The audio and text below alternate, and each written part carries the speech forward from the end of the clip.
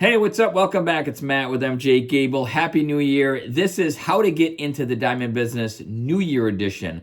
Decided to do something a little different. I haven't done a How to Get into the Diamond Business video in a while, and because it's a new year, I figured I would touch on a topic that I covered in the back end, something that you didn't see a lot in 2023. Mainly a lot of questions about how to enter into the diamond business, how to jump through those hoops and pierce the veil of the diamond business. It is a very difficult business to get involved in and be accepted in.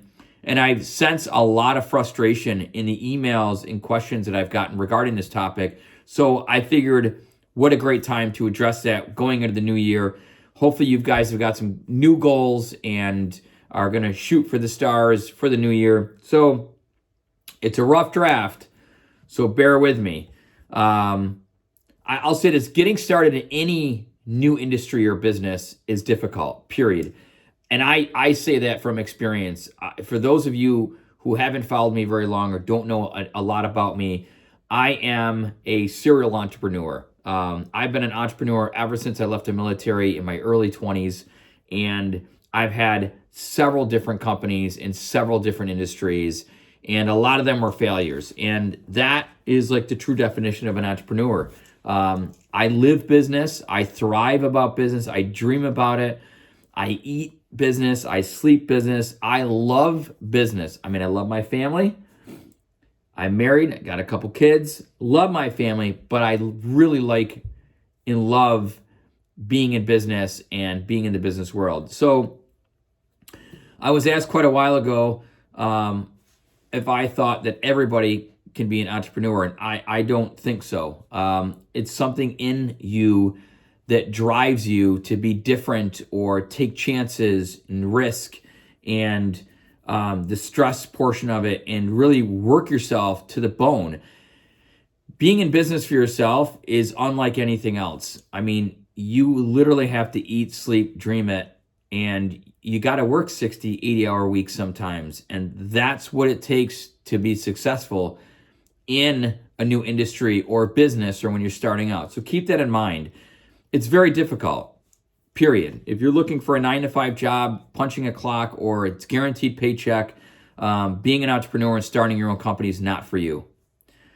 So firstly, you have to believe that you can do it. And not just in the diamond business, but any industry. You have to believe that you have the willpower, the determination. You've got to have structure to do it, and discipline.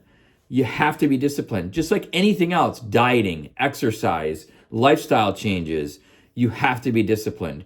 You have to. And when I started in this business, I was scouring Craigslist, looking for people selling diamond jewelry from the public, and I would email hundreds of people to only receive a few emails back, make a few phone calls, and maybe buy a few pieces. And I would do that repeatedly over and over and over again until I created a name and a reputation and people started contacting me. But that's how I got started. Out of a 2-bedroom apartment, that's how I got started. I would, at the end of my workday, I would go home, I would eat dinner, I would take a shower, I would get back on my laptop, and I would search for pieces that I could buy. That's how I got started. And I did that for several years. So believe that you can do it. Be disciplined enough to do it. Get yourself on a schedule. And believe that you can have it. Believe that you can make it happen. Secondly, I and no one else can do it for you. I've got a lot of people that will call, get on conference calls with me, do a session with me, email me, and they're pleading for help. And I'll point them in the right direction. They'll get hung up on something or tied up on something, and they'll contact me back saying, I've hit this roadblock. I don't know what to do. I get it. It's frustrating. But I physically can't do it. I mean, some of the questions that I get are, if I buy diamonds, where and how do I sell them? Part of being an entrepreneur is thinking outside the box. You have to be an innovative thinker. You have to think beyond the problem and put yourself in the shoes of whoever you want to sell to, or how you're going to sell it, and where you're going to sell it, and what price point you're going to sell it. For me, I put myself in the consumer shoes all the time, a diamond trader's shoes all the time. If I'm selling to a diamond trader, what is a diamond trader going to want? What is a consumer going to want? They're going to want a competitive price for a great product. So how are you going to do that? You need to figure that out. Being an entrepreneur is about innovation, thinking outside of the box and pushing ahead past those problems. If I do it for you, or if I tell you how to do it, you're not going to be a very good entrepreneur, and you're not going to be a very good business owner. A lot of you are smart. A lot of you can figure it out, and I know you want the easy way. And there is no easy way. If you listen to anybody in business, any influencer, anybody who talks about this topic, there is no easy way. There's no get rich button. There's no fast track. There's no magic pill. It is a ton of dedication, a ton of hard work, and understanding the industry that you're getting into.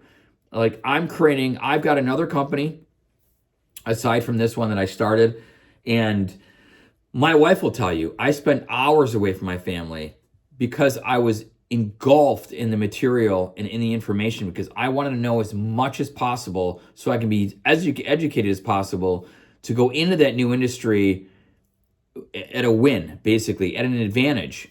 And because I'm a slower learner and I do things differently to learn than most people, it's mine's out of repetition, not necessarily reading. I have to work 3 times as hard as the guy next to me or the woman next to me in order to get a step ahead of them. And that's just the way my life has always been. So I can't do it for you. You have to think of some of these things on your own. I'm happy to guide you. I'm happy to give you advice, but you need to do the heavy lifting. Period. You have to do the heavy lifting in order to be successful in any business, not just the jewelry and diamond business. So in closing, because I don't have much here left in my notes, in closing, if you really want to get in the number one thing that I hear probably in 2023 is, I'm not Indian, I'm not Jewish, or it's a very difficult market to get into. And the industry has changed in the matter of 10, 15, 20 years.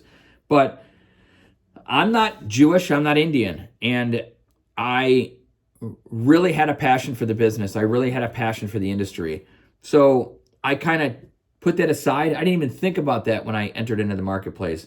I aligned myself with a couple of really good people who did take the time to teach me some things, and I was flipping diamonds. And that's how I got started, was flipping diamonds, buying them from the public, flipping diamonds. I'd find other wholesalers and traders and dealers, and I would sell to them. And I was hungry.